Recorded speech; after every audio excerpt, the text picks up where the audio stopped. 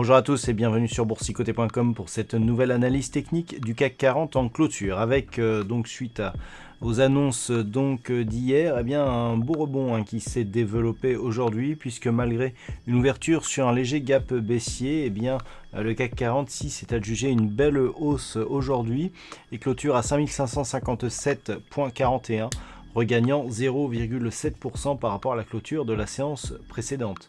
Toutefois, si on se rapproche, on peut constater ici que le mouvement sur ces 3 derniers jours correspond à une inversion de dynamique où on a ici, après une évolution qui se faisait bien au-dessus de la moyenne mobile 20 exponentielle ici, une rupture de cette moyenne mobile, un contact ici sur la bande de Bollinger inférieure, avec un retour ici sur la moyenne mobile 20 exponentielle qui agit en tant que résistance, c'est très net ici sur la configuration du jour. Donc, conclusion, on est toujours sur un flux potentiel de retournement et ce malgré le retournement que nous avons aujourd'hui et un pattern ici de 3 bougies qui irait plutôt vers un retournement global, vers une dynamique plutôt haussière. Du point de vue des indicateurs techniques, nous avons effectivement la hausse qui est en train de se confirmer sur l'histogramme du MACD avec ici un changement dans le sens d'évolution de cet histogramme qui repasse à une dynamique haussière. Du point de vue du RSI, on est en train de neutraliser ici le mouvement.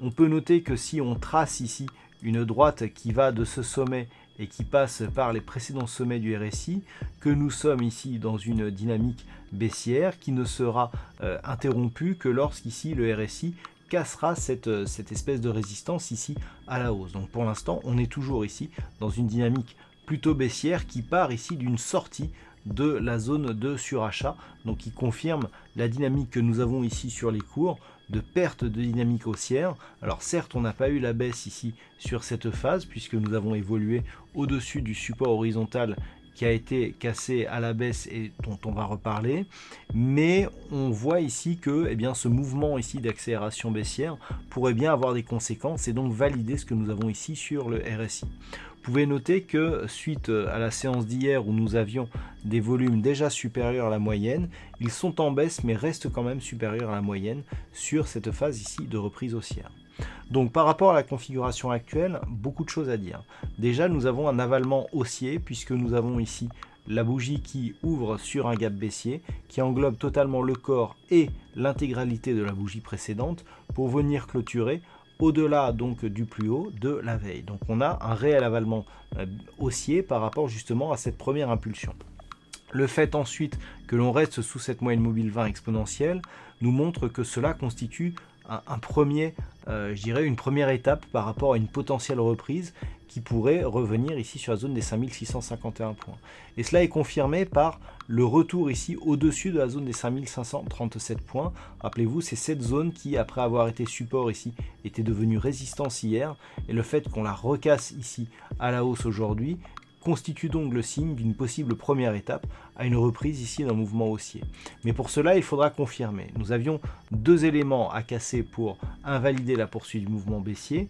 La zone des 5537, c'est désormais chose faite, et la cassure haussière ici de la moyenne mobile 20 exponentielle. Et c'est ce qu'il faudra surveiller demain, tout en gardant à l'esprit que si les cours repassent ici sous les 5537, c'est le fait que la moyenne mobile 20 exponentielle ici agisse de nouveau comme une résistance qui valide le début d'un potentiel mouvement baissier et le fait ici que si on casse les 5537, on se réinscrit ici dans une poursuite baissière. Par contre, si on reste ici au-dessus des 5537 qui pourrait redevenir support et que l'on s'affranchit ici de cette moyenne mobile 20 exponentielle, on pourra réintégrer le range et donc caresser l'espoir de revenir ici sur cette zone de point haut entre 5651 et 5772 points.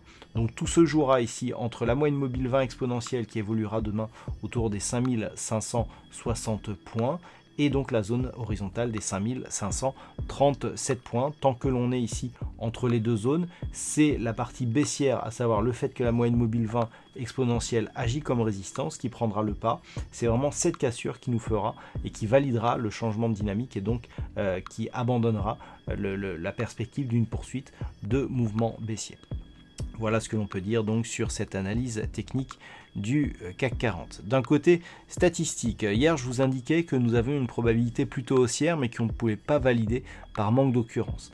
Eh bien on a eu le mouvement haussier, certes c'était assez aléatoire, et aujourd'hui alors on a une dynamique qui est un peu plus équilibrée mais qui semble vouloir s'orienter plutôt à la baisse. Alors on a toujours un manque d'occurrence assez fort, mais du point de vue de ces premières probabilités, ce qu'il semblerait, c'est que l'on aurait une probabilité donc plutôt à la baisse en termes de potentiel, mais à la hausse en termes de pourcentage.